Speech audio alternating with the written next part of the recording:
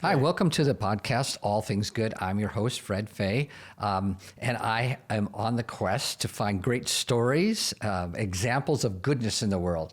A few years ago, everything was crazy, and people were complaining and negative and fighting, and good people were not getting along. And I had a visceral reaction to it. I said, this is not right. And I just remember once just saying, no, there's a better way. And I came up with these words, all things good. And all things good is a pursuit of stories of goodness, as we have a great example today with my friend Hatem.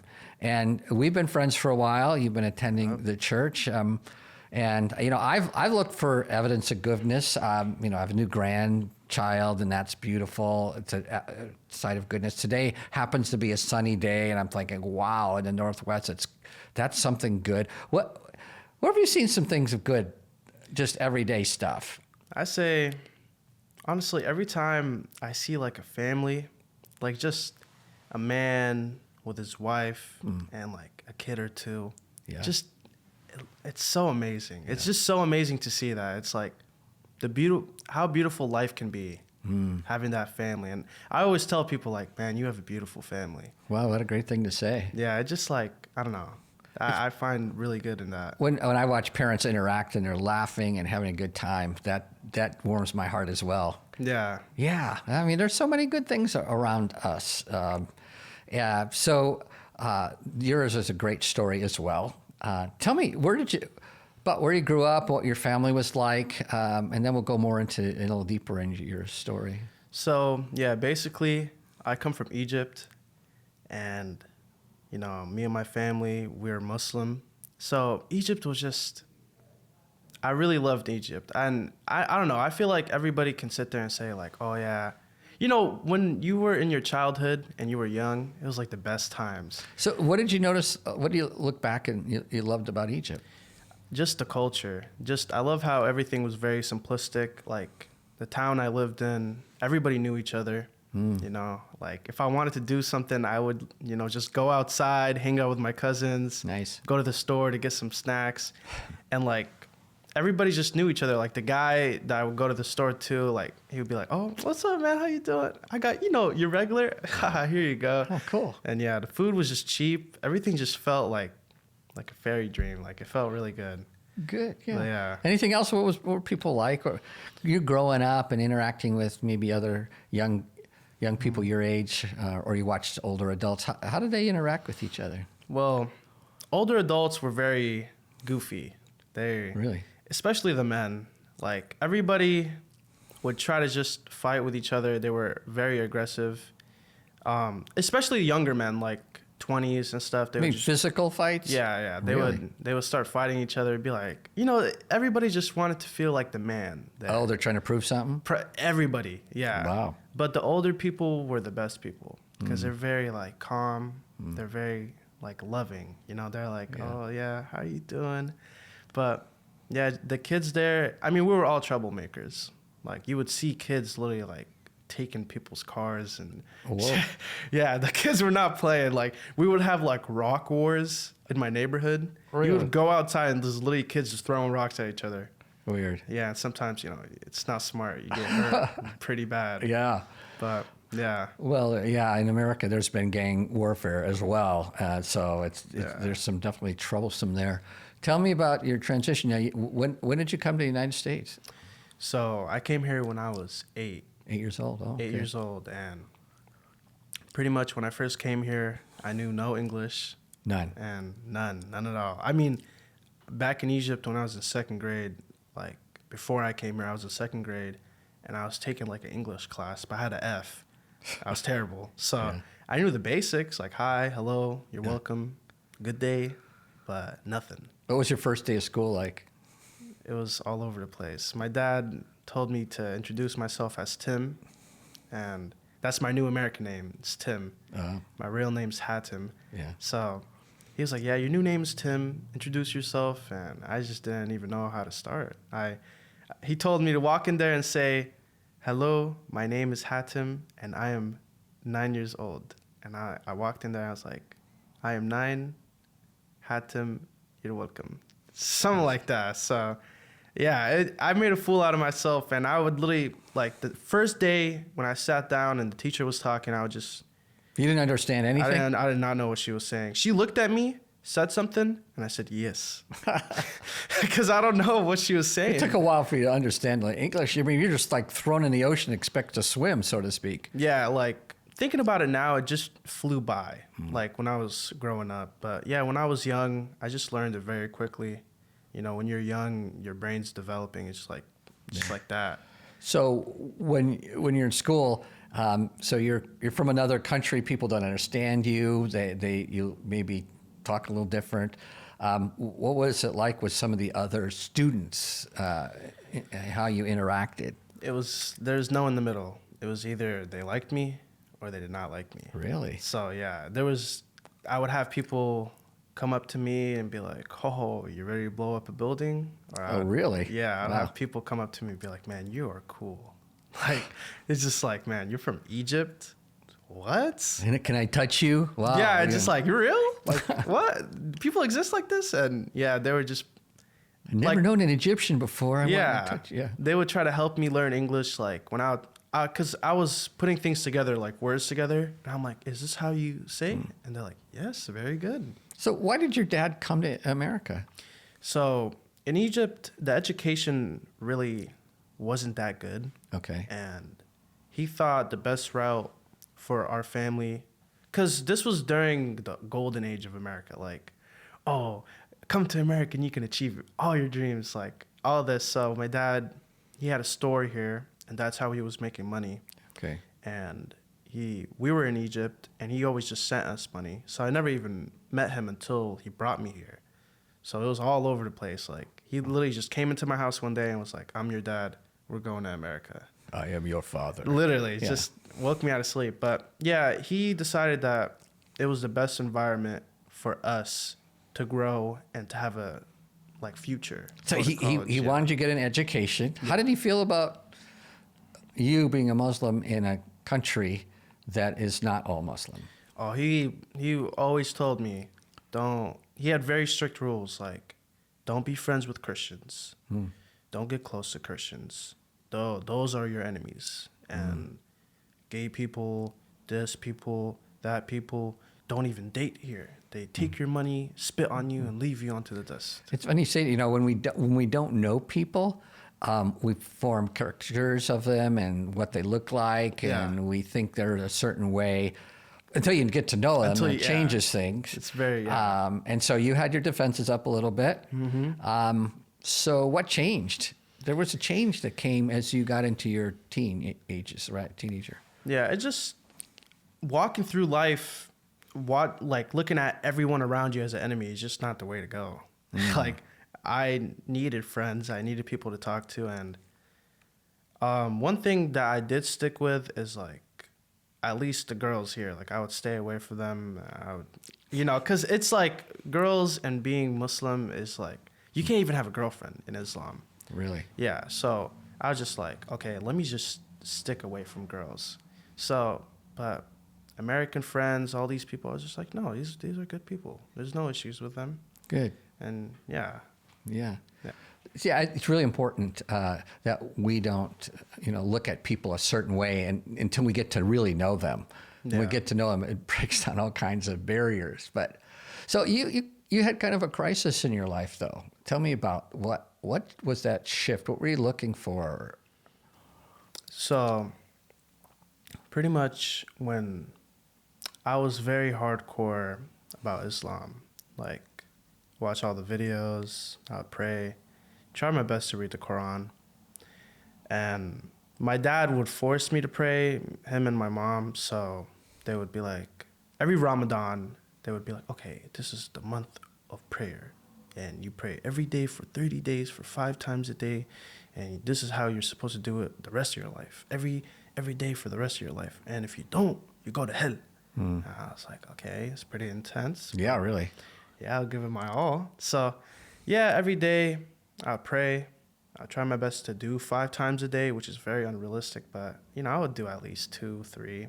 Okay. And, when I talk to my other Muslim friends, I had like 2 back in high school.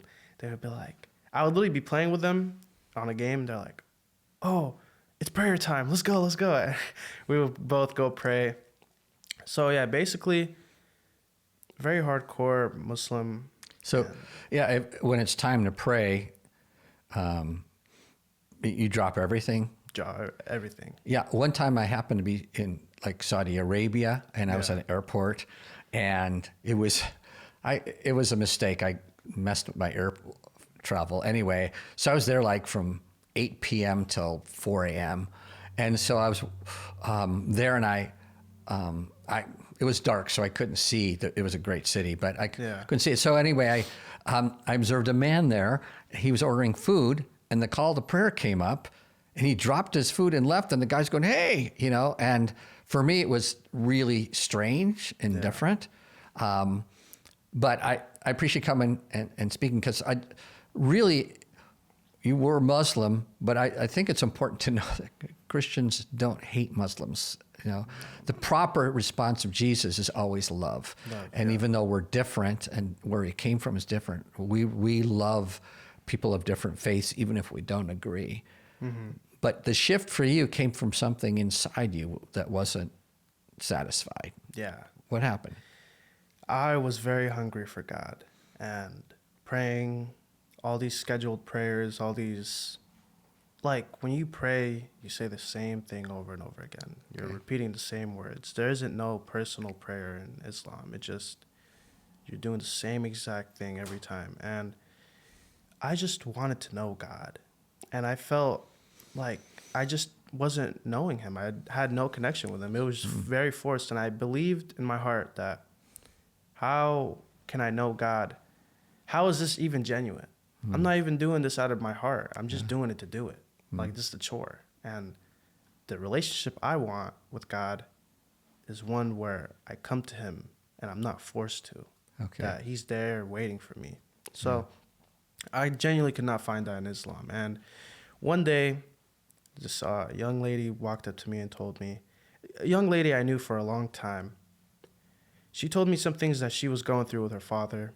And she told me that God told her to speak to me about it. She's never told nobody, none of her family. She told me. And I'm miles away, confused, like, what do you want me to do? And it just messed me up. It's like, why would God tell this girl to talk to me? What am I going to do? I'm just words. I'm a young kid. I'm 15 at the time. What am I going to do for her?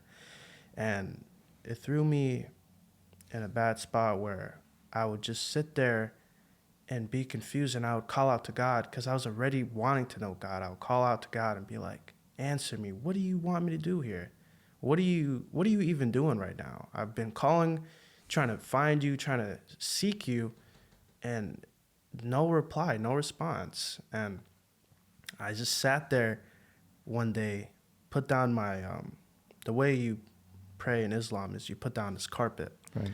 And I put it down and I cried for like 30 minutes, just praying, calling out to God, and nothing. And I was just like, man, I can't believe this. Like, this is not even real. And I called out to God. I was like, you're not even real. Reveal yourself to me if you are. Wow, that's a pretty powerful statement. God, reveal yourself to me. Yeah. So I asked God to reveal himself to me. And did he? He did. How's that? How did that work? Basically, this was Saturday. I'm crying out to God. Next day is Sunday. And I'm playing, this was quarantine, so this was the best time to play games. Me and all my friends were all in Discord, playing games, talking, the usual. I'm just trying to get my head off of it, like whatever. I'm just like whatever. And some of my friends, they're like, guys, wouldn't it be hilarious? Or like, what if we brought Tim to church as a joke? And I sat there and like, usually I'll sit there and be like, bro, what, are you stupid? Like, why would I pull up to church? I'm not doing that. And they're like, right there, I just sat there and I felt it in my heart. I was like, man, I should really go. I should really see what this is all about. Like, worst case scenario, I don't like it and I leave. I'm not held there. So, yeah, right.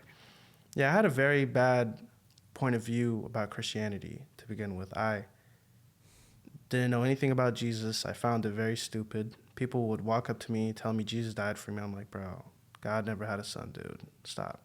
Come on now. And They- everywhere I went. They invited you to church, which is a huge barrier to overcome, to come over in another, Exactly. basically, religion. So you came pretty skeptical. I came, the second I stepped foot into the church, I said, guys, I'm leaving. The pastor greeted me. He said, hey, man, new face, man. What's your name? This and that. I was like, I'm Tim, or I'm Hatem, and this and that. And, like, nice to meet you. And he was like, so what are, like, where do you come from? And I was like, yeah, I'm Muslim. He's like, Muslim. Okay, interesting. And he's like, well, man, I think you're really going to enjoy this. And then, yeah, the second I talked to him, I was like, and I looked around into the church. I was like, I see a cross. I see this. And I'm like, dude, I'm not supposed to be here. My family would kill me. Like, I felt like I was betraying my whole family. I totally understand that, because that was your culture, My culture. and your religion, and Yeah. your family, everything. Yeah, this is not my place. But yeah, I walked in and I was like, I literally told my friends, I was like, guys, I'm leaving. Like, I can't do this. And they're like, Tim, you're already here. It's okay. Like, let's just do it. And because they can see that I was just scared. So they comforted me and told me, like, you're already here. It's okay. So, yeah, we walk in, and I always found worship music stupid. I was like, you can never worship to God, this and that. Like, I just found it stupid. You didn't like music, Christian music, or any music about I worship. found it so corny, super corny. Corny, yeah. And I was just like, they put on a worship song. I think it's called "Here Again." And like, I'm not emotional in person. Like, at least at home, I'll cry in bed or whatever, stupid stuff like that. But I was raised not to be emotional outside. So I walked in. My heart is heavy already. I walk in, I hear the worship song. I'm like, man, this is stupid. Like, what is this trash? And I kept listening to the song, and I just found my heart being opened. I found myself, like, it was hitting me, like it was punching me. And I was just like, what is this feeling? Was there certain words or something that resonated with you while they were singing, or? It was just like, the whole song was just speaking about how Jesus, like, rose again, and how he's here with us. Like, it was like saying how he's walking down the valley and he's here with me, and all this. And it was like speaking about how not for a minute was I forsaken, and that the Lord is in this place. And I was just like, the Lord is here, and God is here with me. I'm not being forsaken. And I just sat there, and like, it really punched me, and I started tearing up. But like, in my head, I was like, man, this is stupid, man. Like, why am I tearing up from this? This is stupid. Like, the heck? And yeah, another song came on. I remember it. The second song was how he left the 99 for the one. And like, all these songs, like, I just sat there. I was like, so he would leave 99 for me? Wow. Like, I felt like I was the one. And it was just making me like, who is this guy? Yeah, I love that message, because I think, regardless of your background, Christian, Muslim, anything else, that you're never forsaken, you're never alone, that God's in pursuit of you. He doesn't leave you without by yourself, that he's there. I think that's a message that we all need to feel, especially in times of crisis, or like we've experienced, like, what's going on in the world, and the message that God hasn't forsaken us is so powerful. Yeah. So you're responding in the service to music, God saying to your heart that you're not alone, you're not forsaken. What was the next thing for you? So yeah, just seeing how said that he would leave the 99 for the one, and just how loving God sounds. I was just like, who is this? Wow. Like, who's this Jesus? Who is this God? And I always thought, like, Muslim and Christianity, we have the same God, but it's definitely not.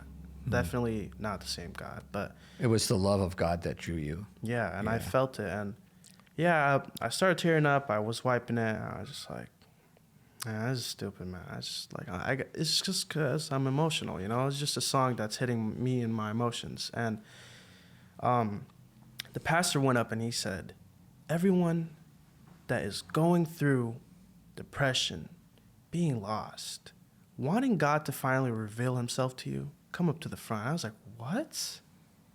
This is like the whole service was speaking to me directly. And it was like, if you want to feel God, if you want to know who God is, come up here. Yeah. And I was like, man, I want to go up. I want this. But I was too scared. And my friends told me, if you ever get too scared, like, just go up, man, don't worry. But they can see I wanted to go up. Right. They knew. Seeing me tear up and all this, I'm trying to hide it. It's like they already knew. Yeah. And my friend Isaiah grabbed me by the shoulder, and he was like, let's go. Let's go up there. And that changed Everything. everything. Everything. And you've been a Christian for how many years now? 3 years. 3 years. Wow. Yeah. And one of the things I love about you, you've got this smile that just draws people in. I mean, I can't imagine you the way you were, depressed or anything, but you're always glowing. You're always cheerful. You always have a good outlook on life. I'm sure you don't always feel that way, but you do. So, Tim, you've had a lot of great experiences. God's been a lot in your life. Since you've become a Christian, where have you seen or done something good that's been meaningful to you? About last week, me and my friend named Paul, we decided that we were going to give food to the homeless. And I always known that homeless people existed. Like, yeah, I see them, but I didn't know, like, being there and talking to them, I didn't know how they were. And they have so much faith. Like, seeing how good God takes care of them still. And they even told me, like, they were like, I'll talk to them about Jesus and tell them the gospel. And they're like, I already know. Jesus is already working in my life. Yeah, one thing I heard about homeless is like it's so assuring to them when somebody actually sees them as a real human being. So what did you do? We made about 63 sandwiches. We walked up to homeless people. We told them, how y'all doing? Like, we introduced ourselves, and we said, do you guys need prayer for anything? And we gave them the food, and whatever they asked prayer for, we would pray for them. And people just, like, some people were just weird about it. They were disinterested. I don't care. Sure. Yeah. And then there's many people were like, yes, I need prayer. I need this and that. And we would pray for them, then tell them the gospel after, and they would, yeah, Jesus, I know Jesus died for me. And me and Paul talked to this one person that he wanted to accept Jesus in his life. And we told him how Jesus died for him, and like he needs to accept him and declare him with his mouth that Jesus is Lord. And he declared that Jesus is Lord, and he died for him. Wow. And he got saved. Some people can imagine doing that, but goodness is not that hard. I mean, they're just simple things that we can do to be, as I call, agents of goodness in the world that refutes all the negativity. And I just affirm that for you. That's so cool. How do you see your future now? I feel very secure in my future. Of course, I have doubts. Of course, I get worried. It's normal. But every time I look at scripture, and it always just says, like, when you hear the words of Jesus and you follow and you have him as your foundation, whatever comes at you will never prevail. Jesus will always prevail. And I feel very secured. Like, I know I'll always take steps, but I know God is always guiding my steps. Wow, that's great. Yeah. Thank you, Tim, so much, Hatem, for showing up today, being part of All Things Good. I totally believe that there's good things going on in your life, and that all of us, we look for the good, we will find it.